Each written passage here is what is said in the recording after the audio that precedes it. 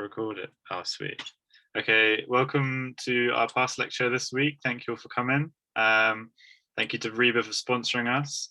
Just pass the Diksha to introduce our guest speaker today. Hi, good evening, guys. So today we have Carl Turner with us, who is a founding director of Turner Works, and he is a maker at heart. And his design, architecture design, often leads to like innovating new processes and materials. And he has also been invited to multiple jury and award panels. And over to you, Carl.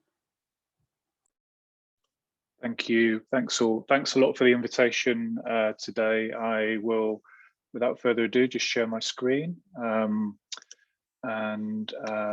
got a talk today, which I've just loosely titled Agile Uses.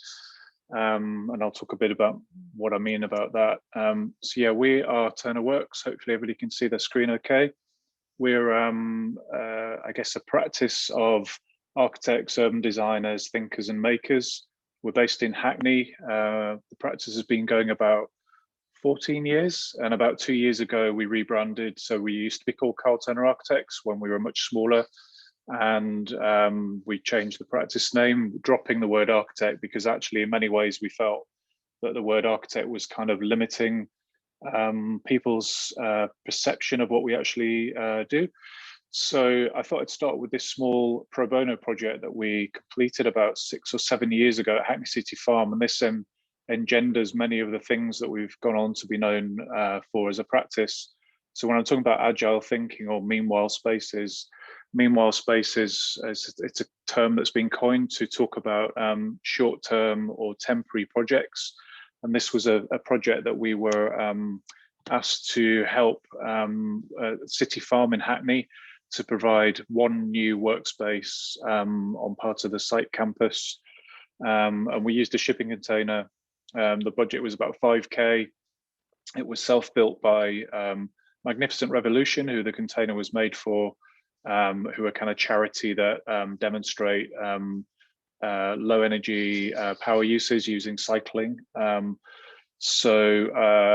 we I guess we didn't really know what this project was going to lead to, which just shows that, I mean, one of the sayings from the Royal College of Art where I trained was fail early, fail cheap, or fail small, fail cheap. And it's kind of product design saying, and I guess that means test things at small scale, because when things inevitably go wrong, if it's a small scale hiccup, you can iron out those problems. And that's in many ways what we did with this project. So it's one 20-foot shipping container. It's clad in recycled shipping pallets. It has a self-seeding grass roof, and it was all about providing low-cost, affordable workspace for a small startup company.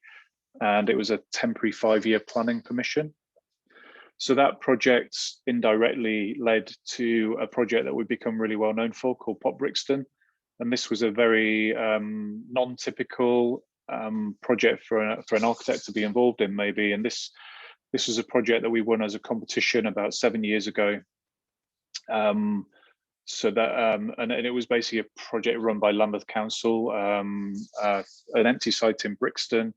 They were looking for local people to come forward with ideas about how this space could be transformed, both as a test bed to see if there was a demand for workspace locally, but also to create a new type of centre for the community and to create a kind of urban space in what was a backland site in Brixton.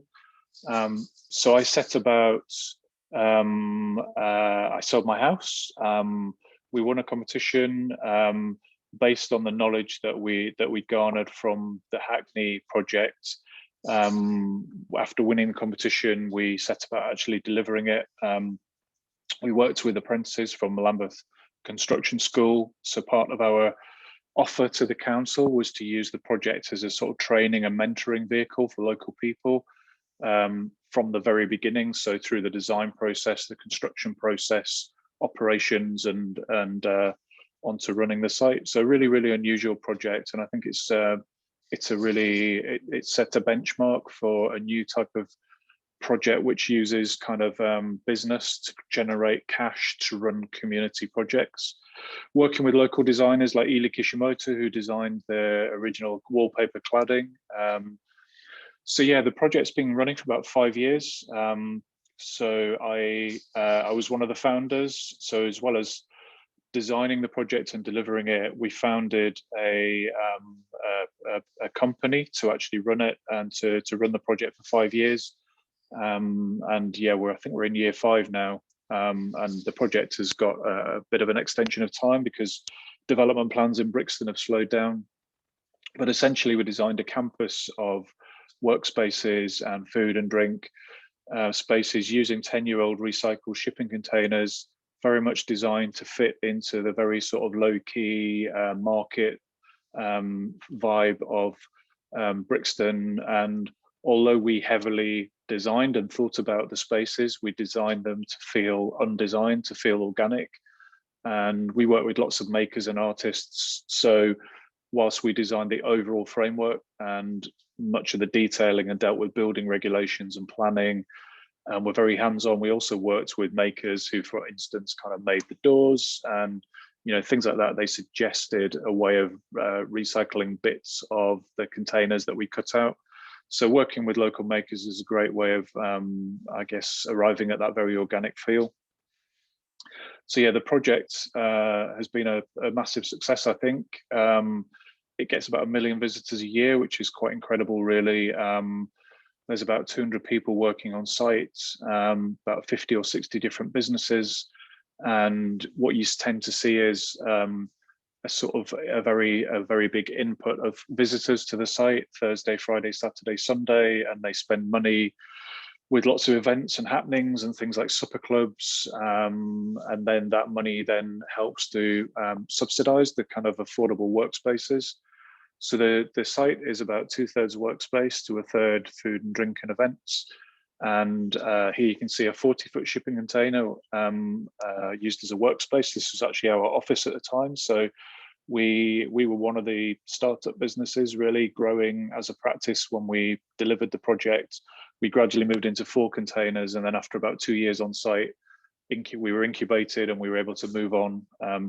So projects like this have helped us develop what we call a stepping stone economy. And what I mean by that is creating space, which is very different from the way that space is often talked about. So we're creating a series of spaces. So this is a co-work space with where you can rent an individual desk. And the stepping stone economy is about creating a series of different types of affordability and price point and scale and size of space, and actually actively encouraging businesses and people and community to move through the space, to grow, to cross-pollinate and network while they're in the campus, and then eventually, move out into the real world, quote unquote, and thus perpetually freeing up space for the next cohort of people to come in.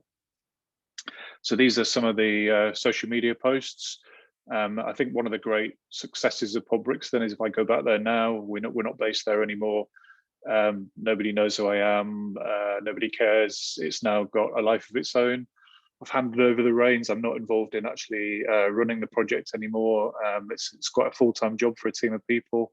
So this really formed a basis of a new type of model, a revenue model, not based on land ownership, what I call a pull effect. So the design of the campus designed to pull in local talent, support them, pull in local people, create a kind of fertile ground where people can grow, but also people can just come in and use the space. They can hang out. There's so many different things you can do at Pod Brixton. So that project was an amazing turning point for our studio. Up until that point, we really were a small residential architects, really interested in working in the public realm, working in the space between buildings, working with community. But it's often very difficult for practices to move from residential architecture into more public work. We broke through basically by creating our own work effectively, and this was another example of that. So having put a team together and created Pod Brixton, Peckham Levels opportunity came along. So that was a competition run by Southwark Council in the neighbouring borough to Lambeth. This was a car park in Peckham, a big multi-storey car park that had an arts organisation called Bold Tendencies at the top of the building, and a big summertime bar called called Frank's Bar, sorry. And the empty levels of the car park below had hardly any use as car parking, and it was a sort of neglected space. So there's the building here, and you can see the kind of summertime events that happen there. Amazing panoramic views of London. This is kind of what the building looked like before. So the council's plan was at the time to demolish the building and use it for housing.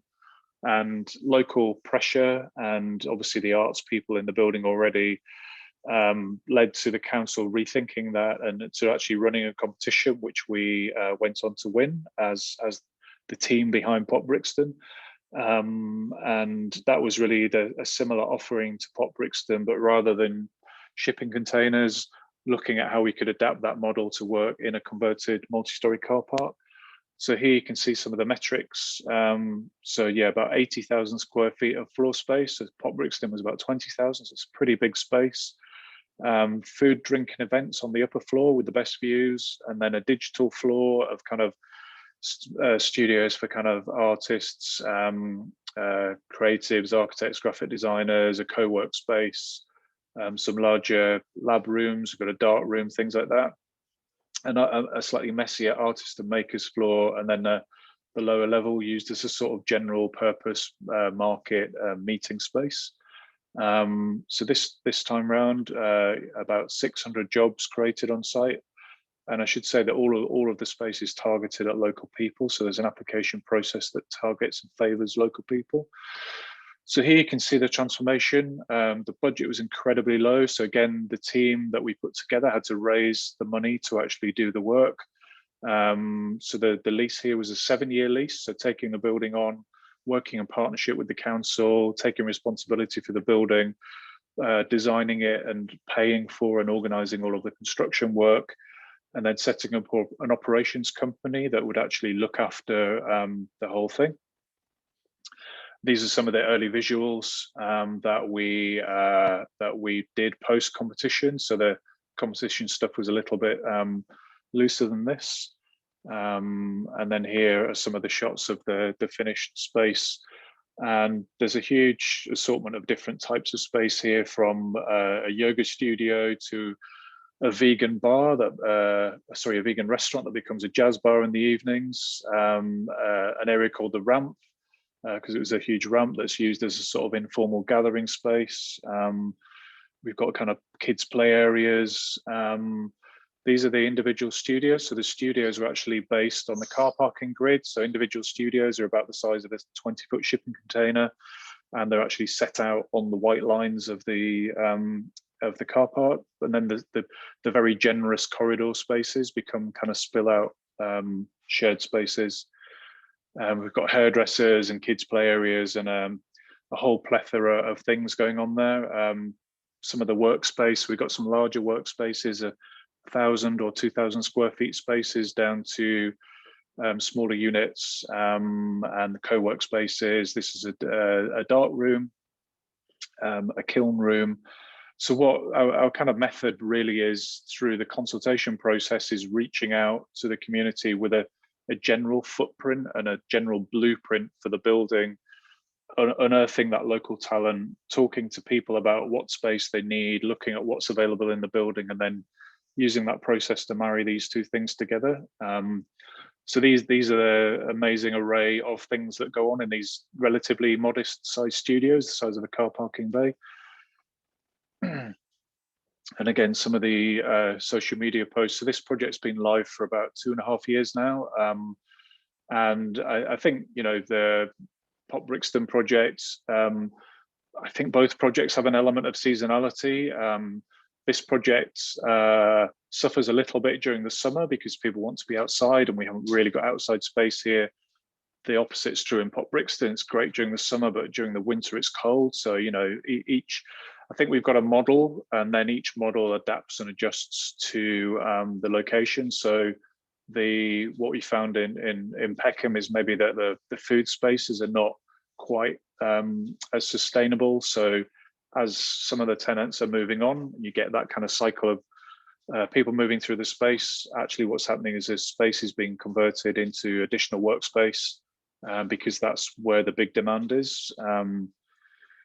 So the third project that we've worked on in collaboration, so we basically I helped found an organization called Makeshift, which is the parent company that now looks after Pop Brixton and Peckham Levels. I'm not actually involved in running that business anymore, but I was one of the kind of team that helped set the whole thing up. So our third project together is Hackney Bridge, which is actually on the edge of the Olympic Park. So it's this site here. And the Olympic Legacy Plan sets out a requirement for meanwhile uses as part of the legacy of the Olympic Park. And this is a site, part of the Eastwick and Sweetwater sites that will have housing built on it eventually. But the LLDC were looking for a partner to help deliver their meanwhile requirements of the Olympic Legacy Plan. So we worked with Makeshift. We put together a feasibility proposal, and then Makeshift were then successful in bidding for the site. And this is the empty site. It's actually split level. The canal in Hackney Wick is here, and Hackney Wick with lots of artists and makers is on the other side. There's a huge Victorian Thames water main running through here and an access road to maintain it. So actually we were not allowed to build on the lower level.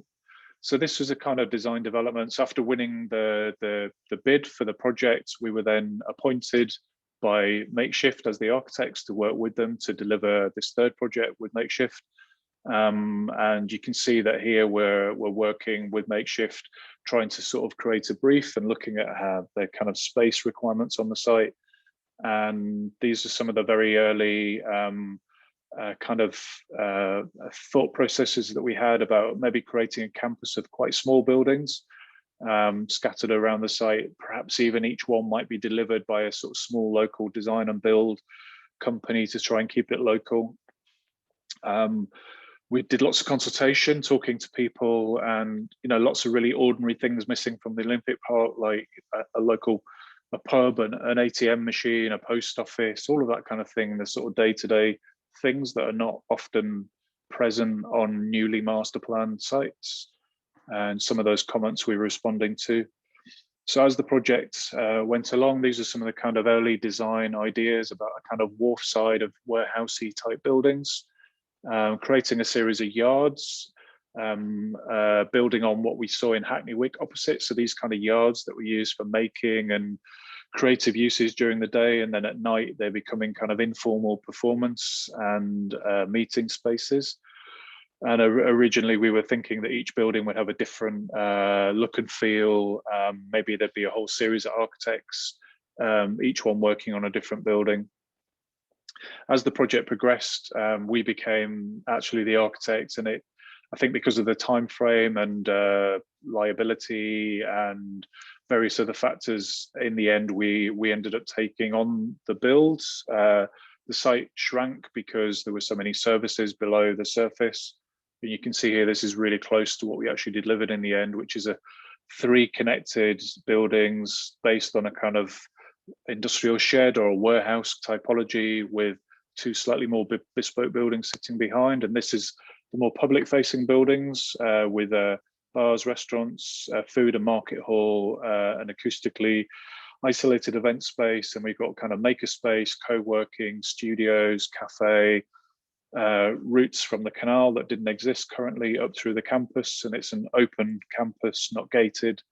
And then the idea that gradually graphics will be overlaid onto the building to inhabit it and occupy it, and it'll become a kind of canvas for the makers who are based there. And these are some of the type of visuals that we quite like doing, which are clearly drawings. They're not photorealistic, and they sort of show the intent without making it too fixed. So this project started on site just over a year ago, and it was actually, it's a project for 10 years. So it's another meanwhile project. So that sets a challenge with, thinking about sustainability, about how a project like this can be thought of as a sort of circular economy building, how we can build for maybe 10 to 15 years with a series of components that can be reused or recycled easily elsewhere at the end of that lifespan. So here you can see we're doing, really thin, rough foundations, everything was designed to be kind of made off site, generally brought to site, bolted together. So like a giant Meccano kit, with the ambition that we could end up with 5 individual buildings here that can be dismantled and the vast majority of the components reused to remake that building elsewhere, or otherwise the components have got high recyclable value and can be recycled back into a natural material. And this project was design and build, so we were what's called novated across to work for the contractor after the planning stage, meaning that we were the contractor was then appointed to design and build the project, and we brought that continuity, then working in partnership with the contractor, which is a typical way of working these days. So it's an incredibly fast build. Most of the project was built within about 4.5 months. Even and through the beginning of COVID, it didn't really slow things down very much, because we had that kind of off-site method, and a big area open site, not too many operatives on site. So actually the COVID situation early last year didn't really affect things too badly for this particular build. But yeah, you can see this kind of skin going over the top, a decorative skin. The building's been distinguished by different colored glazing within each building block. We're limiting things like plasterboard and what's called wet trades, so that we're not having to smash things apart at the end of the build. It's generally screwed or fixed together. Things like the original concrete floor that you saw being poured right at the beginning, that is the actual finish that people will walk on. So really, really stripping back everything that isn't needed from the build. So here you can see the project as it was finished last summer. And yeah, I think it's really strong. This kind of roof profile across the canal sits in front of the copper box, and this is the energy center at the Olympic Park. So that it blends into that kind of warehouse factory typology, the kind of building that it would have replaced many, many years ago. And I think one of the successes of the project is it's almost immediately felt like it's bedded in, and it's been there for a long time. This is the building from the rear that you can see just towards the end of the build, this kind of quirky workspace building with these elements alluding to that kind of factory architecture. This is actually a series of meeting rooms. And again, using the retaining wall that was here, just kind of leaving it, accepting it as a found element. And I'll flick through these. There's lots of images. So we opened towards the end of last summer. Basically, the workspace opening. There was a kind of COVID secure opening evening with some events put on with a sort of invited audience. The food and drink elements haven't really opened yet. They'll hopefully open in the summer this year when it's safe to do so. We worked with another smaller practice called Hatch Architects, who did the graphic overlay onto the tarmac, which I think has been really, really successful. So here you can see these small maker retail units that can trade directly to the general public. This is a kind of hair and nail place. There's just a massive mix of different types of uses on site. We've got a kind of low energy delivery business. There's a microbrewery just moved in. Yeah, you can see the way the character changes at night with simple lighting. And we've created a series of buildings that people are welcome to kind of wander through, and a series of different types of space. So this is the workspace building. Again, it's very, very simple, very industrial, stripped back to its minimum. A lot of it's left unfinished for the residents and the tenants to finish. So this is one of the workspace corridors. So you've got a nice generous corridor with a window at the end with the small studios. So these are kind of typical workspace studios left for the tenants to fit out as they see fit.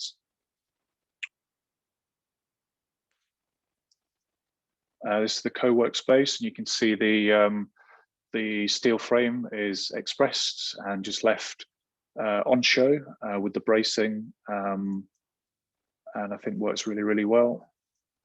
And this will be a bar restaurant, a makeshift, just looking for tenants who will hopefully take these spaces and be open later on in the year. And these decks, which should be fantastic during the summer once things get back to some kind of normality, these great spill out spaces with fantastic views over the canal. This is the kind of market hall that can have all sorts of different events. Here on the opening night, the local youth market that makeshift have set up so that young traders looking to experiment in business. They put on a kind of exhibition night. And these are some of the maker spaces that we think of as akin to railway arches, that kind of knockabout space. This is a double one. This is a single one that have the kind of industrial doors at one side.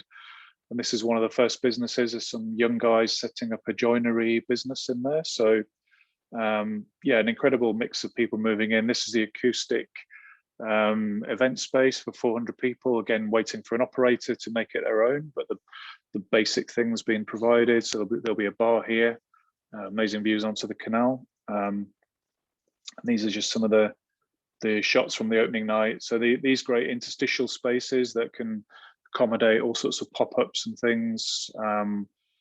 So I think it's already proving to be a terrific space. It's kind of only just opened.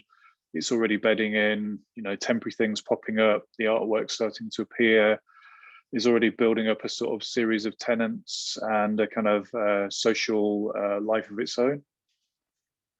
So I'm just going to race through another couple of things. This is Coachworks in Ashford. So this is a project that I've gone on to set up independently, and it was a competition that we won to really look at this range of buildings opposite the station in Ashford in Kent, some derelict buildings. The council were very much interested in bringing a sort of mix of uses, I guess similar to Peckham Levels and Brixton, workspaces, food, drink, events, and to really change the conversation about Ashford. And to talk about the future of the town and the creative people that are there. So this opened just over a year ago. And so again, after winning a design competition this time round, we then did go on to deliver as a design and build project, as Internal Works did. I've then independently set up a company called Ashford Coachworks Limited, which I look after probably a day a week. And effectively that means I'm the sort of 5-year landlord for the site, working really as a social enterprise. We've actually filled the Workspace Building already, and the food and drink offering is more or less full. It's been tough working through the pandemic, trying to make it happen. But I think this is my unique skill set, really, is having a kind of design background, but also now a strong experience as an operator, looking at how these spaces work from a social enterprise point of view, but also a commercial point of view. And these are really new types of community centres. So for instance, here we've got Kent's first vegan food market, which has proved to be really popular. There's actually a huge move towards veganism, and there's very little outlet for it.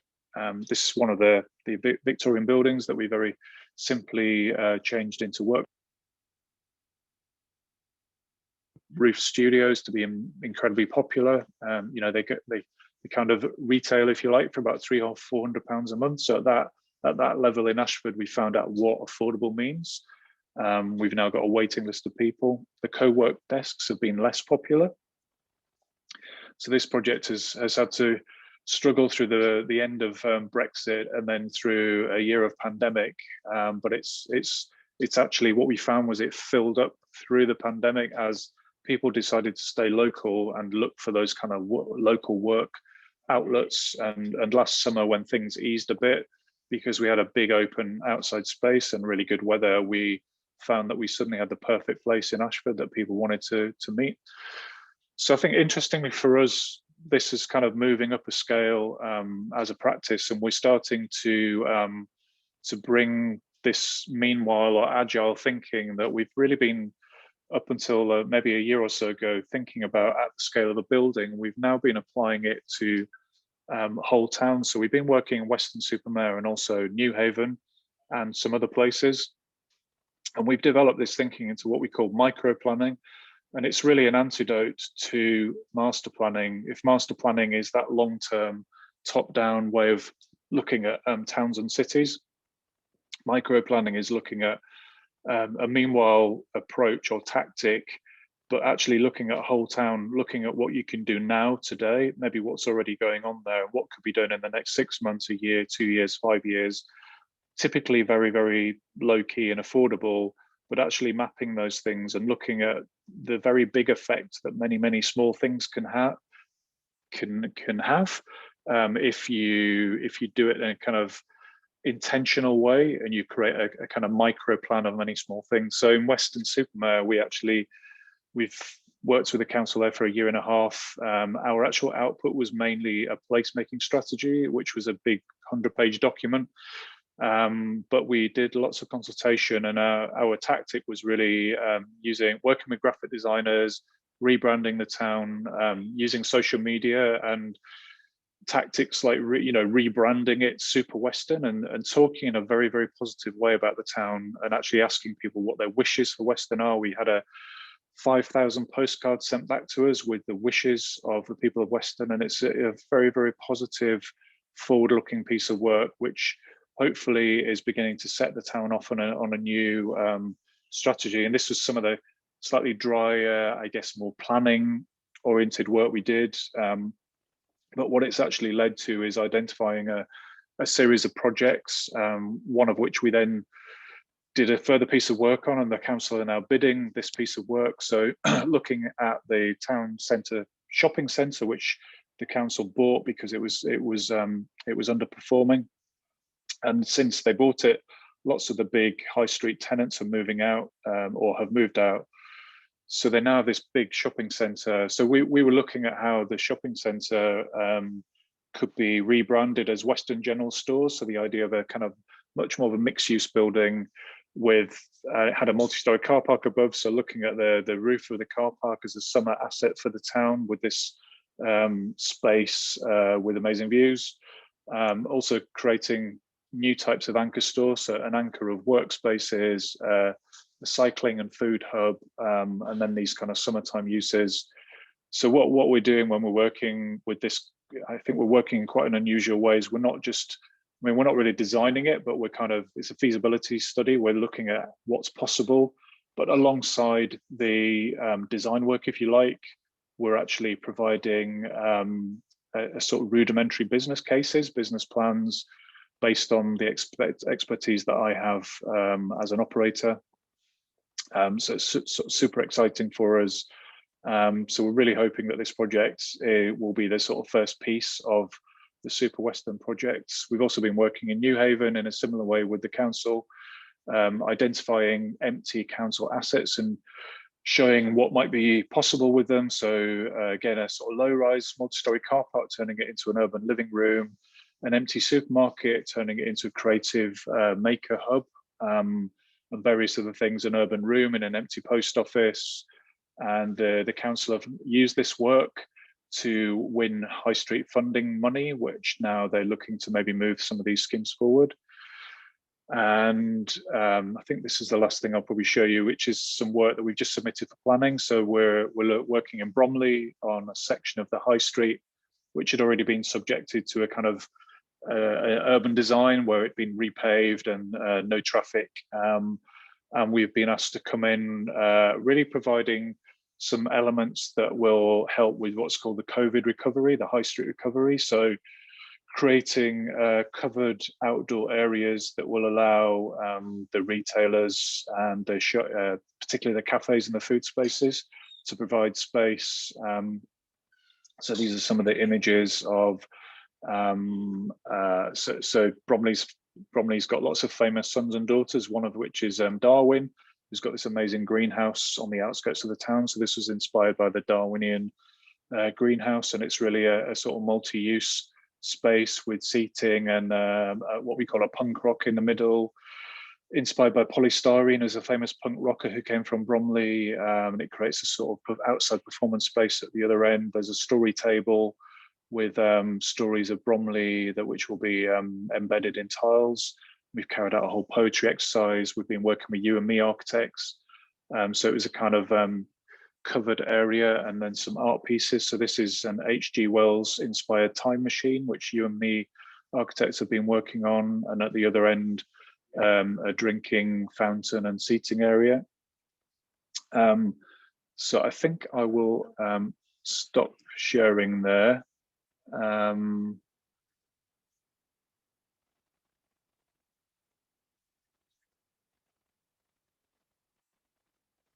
and say back over to you. Thank you very much, Carl. That was really good. Has anyone got any questions? You can feel free to unmute yourself and turn on your camera. I had a question. Yeah, thanks so much for this lecture, Carl.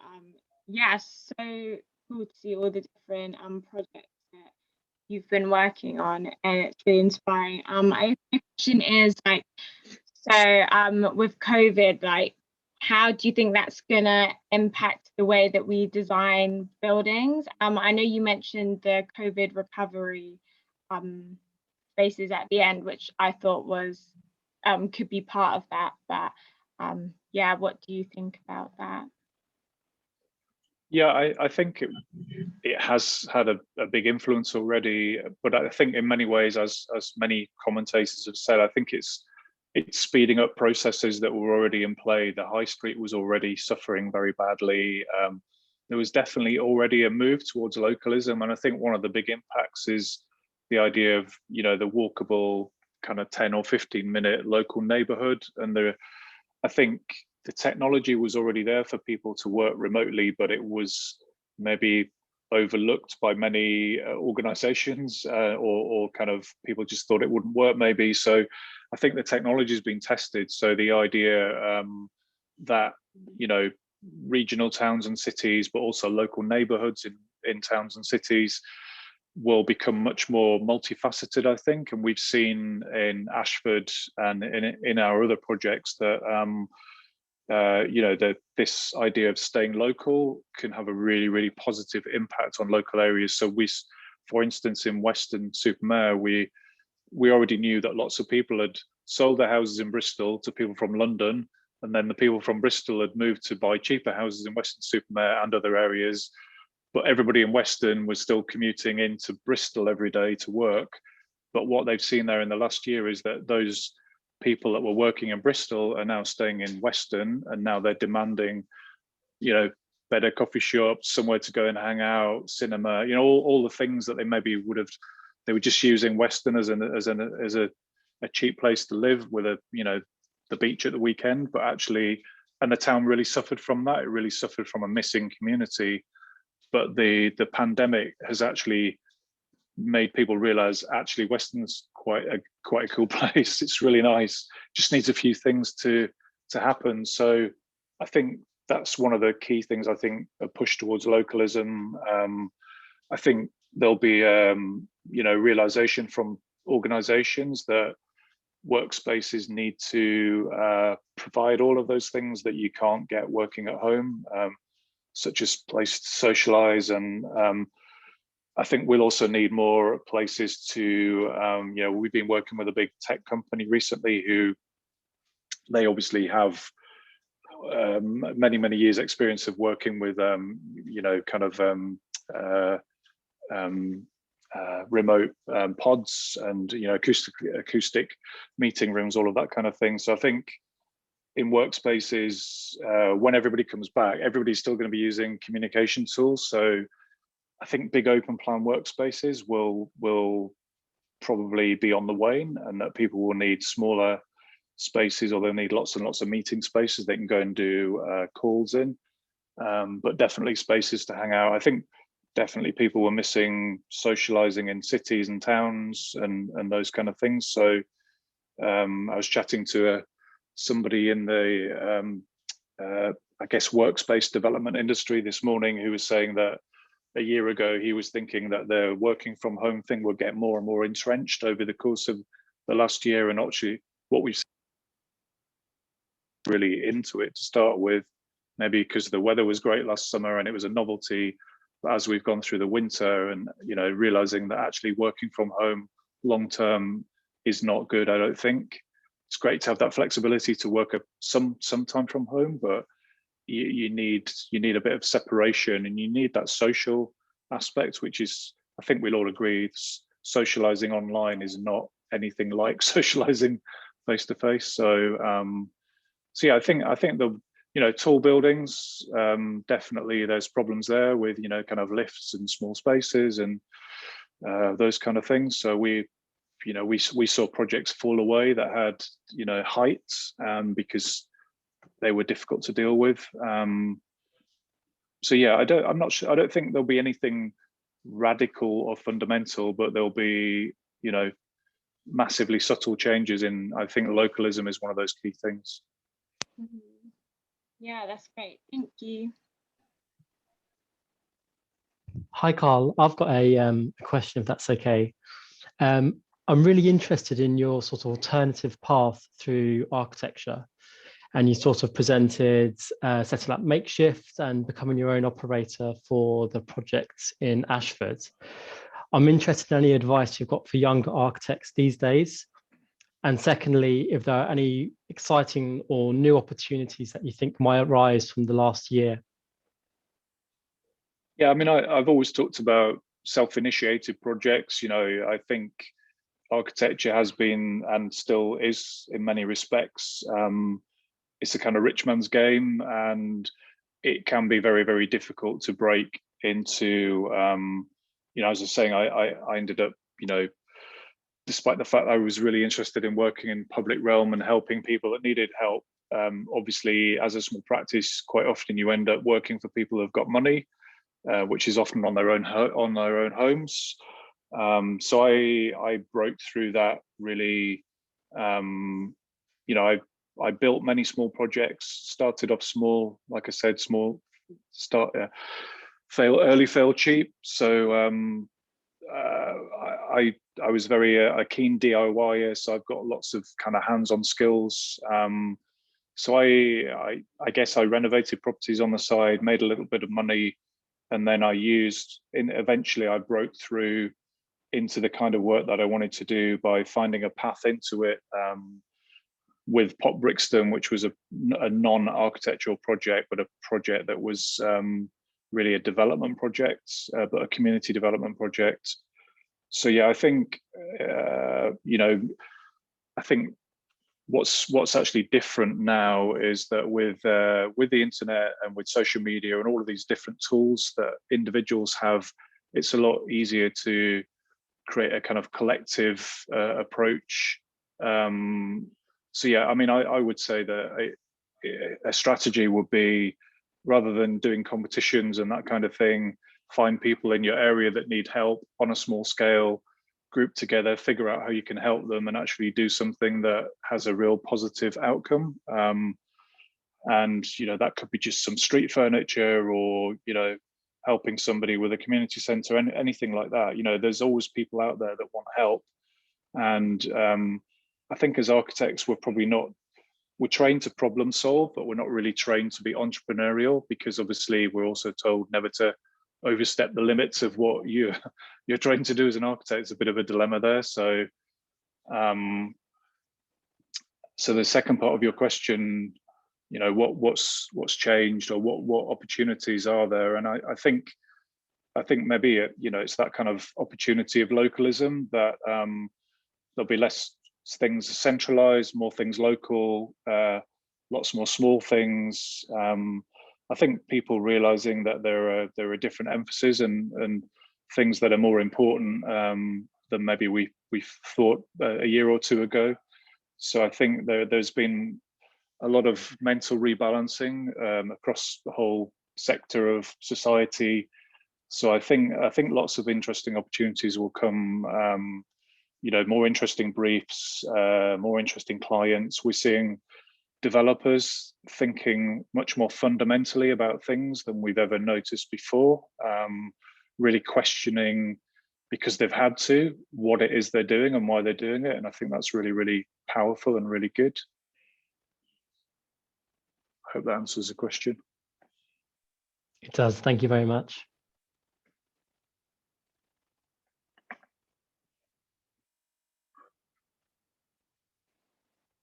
Roger? I think you're muted, Roger.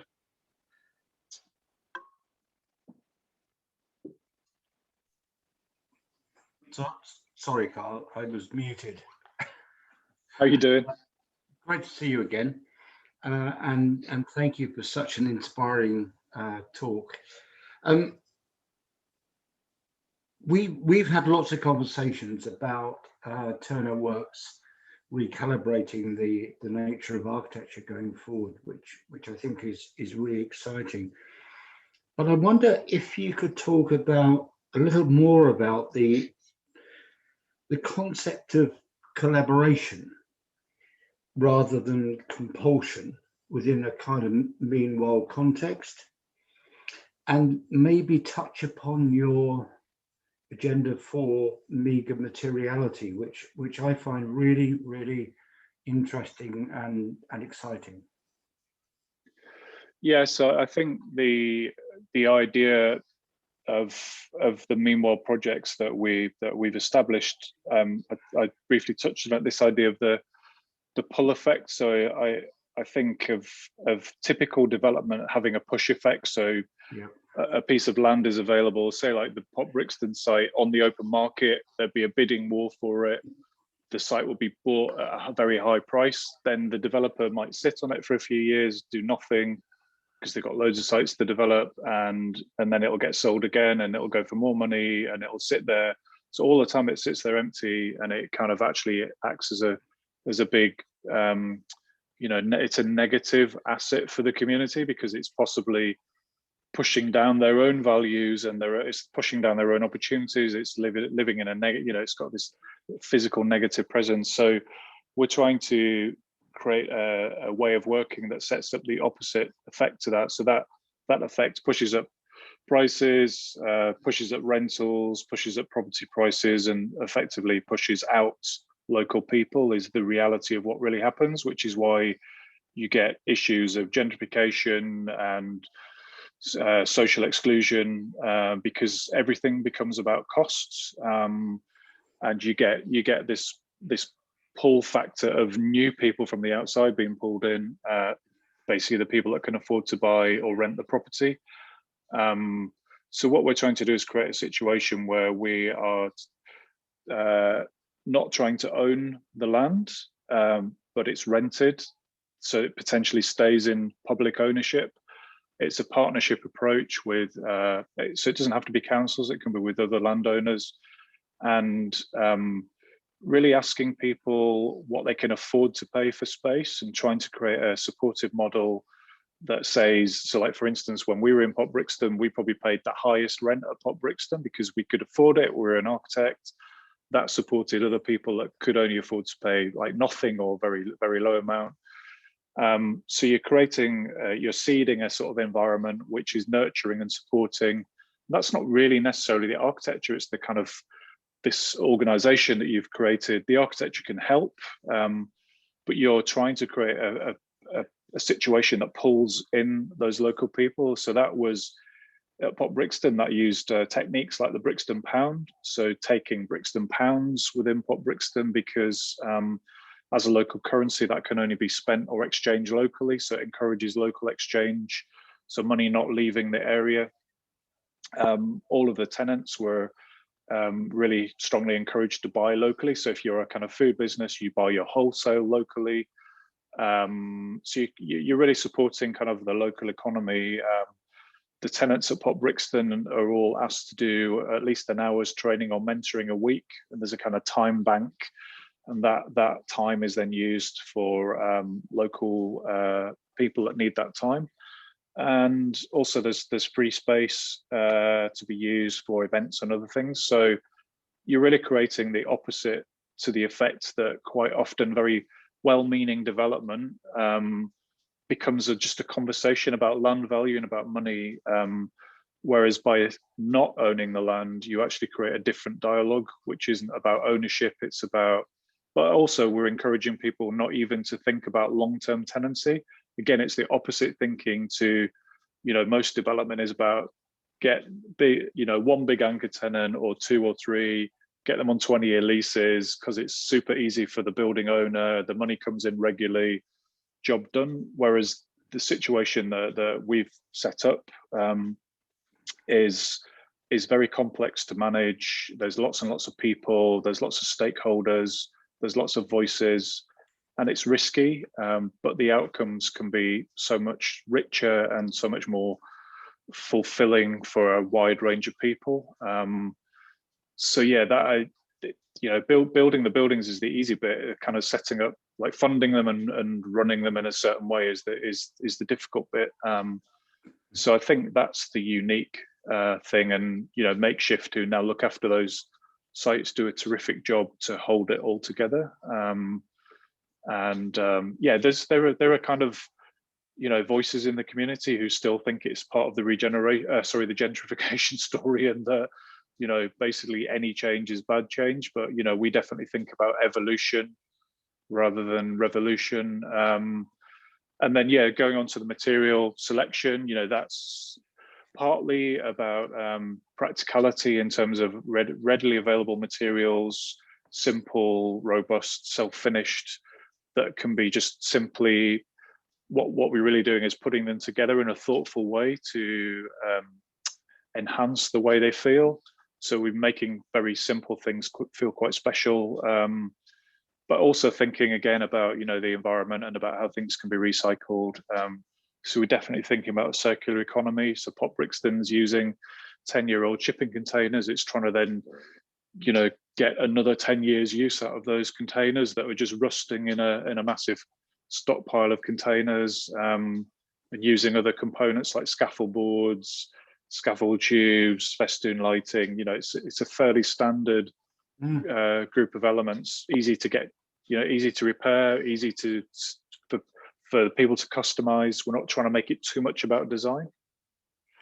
Yeah, I kind of remember coming into your studio for the first time and seeing OSB for the first time vertical. And I'd only ever seen it horizontally. Mm-hmm. But when you mount it vertically, that kind of beauty that's inherent within that particular material actually comes alive. And that was a real revelation for me. Yeah, I'm trying not to use it on a project, but it hasn't actually happened yet. I think I've used it on every single project because it's the most affordable material. It's also made in the UK. It's made from waste products. It's chippings. So yeah, it's a really sustainable product, and it has a warmth to it, as you say. So, I think that's something that I've learned as a designer, is not trying to reinvent the wheel every time. And it's a constant battle with young designers coming through the studio who want every project to be new, radical, different, thought through from first principles. And, I talk very much about inter-project learning, about how the way we sort of test things at a small scale with one project, and then, we're upcycling and recycling those ideas so that, we were able to jump very quickly from a project like Pop Brixton to another project I didn't show you, which is a huge new drama academy that we designed, but using much of the same thought process and many of the same materials, and not being too worried about the fact that it was a big building, because it's, in many ways, it's easier designing a big building than it is a small one. There's a big team and there's lots of support and more money. So I think I talk a lot about thinking small, being a small thinker, because I think there's definitely something there, rather than thinking big, thinking radical. Like we say, I think the changes that we'll see from the pandemic, it won't be radical. It'll be subtle in just that people's habits of localism, but that will have a massive impact, a massively positive impact. I think, particularly in a place like London, in the UK, that is so southeast centric.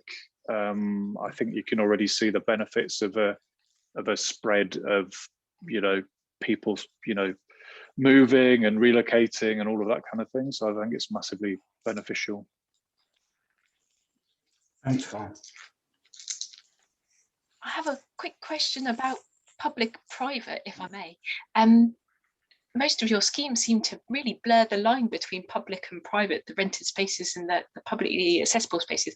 Is that something afforded to you by creating a creative community?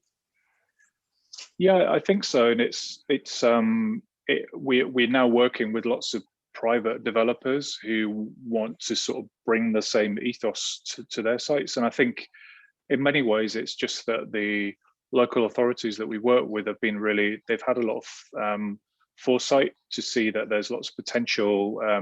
They have land or they have a building, they maybe don't have the funding available to actually tackle it themselves or their skill set, but they've seen, I mean, we didn't invent Meanwhile, but I think we've definitely kind of upscaled it and made it I think people used to refer to it more as kind of pop-up, and it was thought of as a very short-term thing and maybe not that serious, or maybe it was used as a trope by developers, create a colorful cafe and it'll feel like everything's changing, but it doesn't really make a difference. So I think we've taken it seriously. We've been afforded that opportunity by local authorities, and through necessity, it's had to be funded with private money. And therefore, and I think we also, me personally, I think a culture where things have to stand on their own 2 feet rather than thinking that everything has, because you're doing something worthy, or the arts, or if it's good, you should be able to raise money to fund it. And of course, it's great to get support in kind with a space that you're not having to pay rent. So these partnerships, there's usually a revenue share model or a profit share model. So with the project in Ashford, we've got a rent-free period, and then after a number of months, the council then get, I think from memory, it's 10% revenue share on that model, and then it gradually increases over a number of years. So, I think councils are savvy enough to know that these projects can have a really positive regeneration effect if they're willing to partner with, people that, it might be a private vehicle, but actually it's run with a social enterprise mentality about helping people. And for us as an architecture practice, they're giving us a great vehicle to test and experiment, and to create a situation where we've got inward bound commercial clients coming to us asking how they can do something similar within their business model, which is so being able to act as an influencer.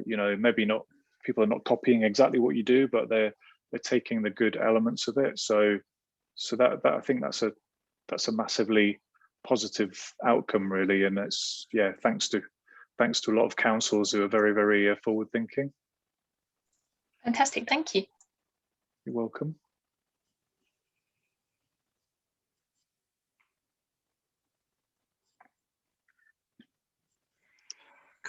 Could I ask another one, Carl? Please do. And it's a kind of big question, I suppose. I mean, what do you see the post-COVID city like London being compared to what you would like it to be, given your philosophical positioning? Well, intellectual positioning, if you like. Yeah, I mean, it's a difficult one, isn't it?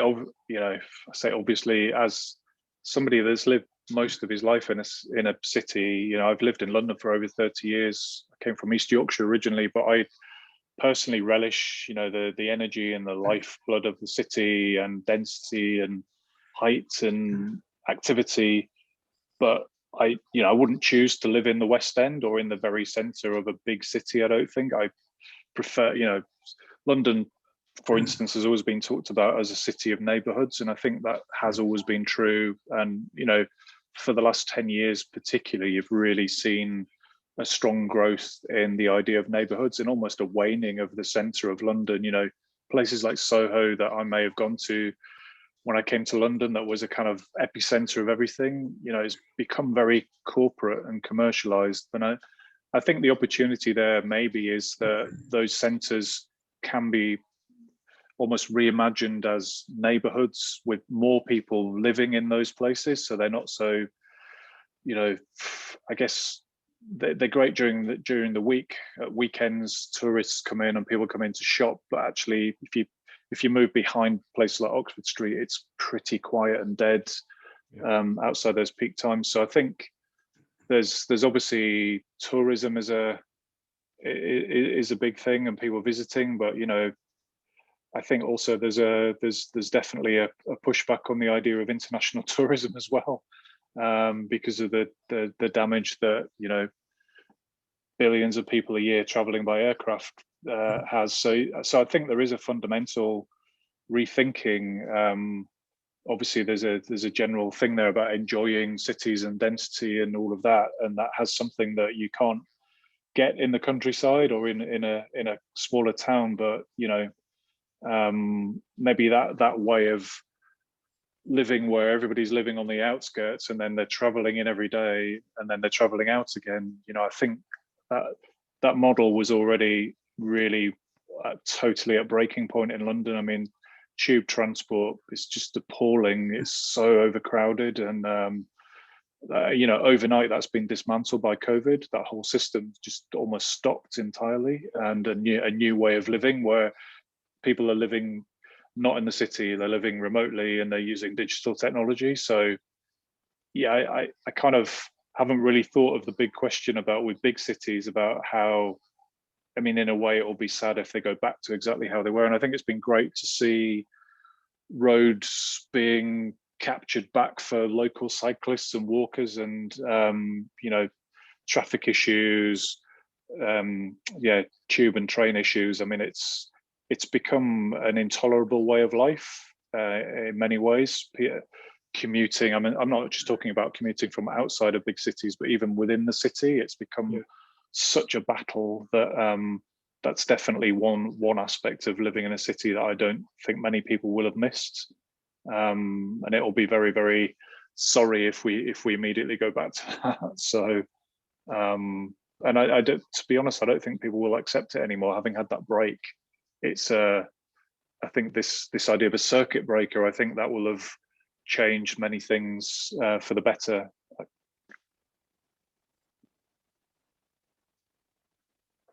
Thank you. Well, thanks, Carl, for a very thought-provoking talk about community. I'd personally take a lot away from it, and I think everyone else will. Yes. Can I just jump in, Roger, and thank the PASS team again very much for, you know, organising a really inspiring talk from Carl that really does challenge the notion of architecture going forward, and perhaps usefully recalibrates it. So thanks for all of you guys and all of your hard work.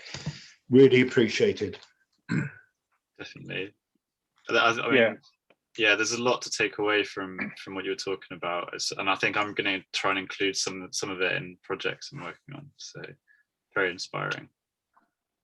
You're welcome. Well, thanks a lot for organising the talk and for inviting me. I really appreciate it. And it's always great to talk and be asked questions, because it does help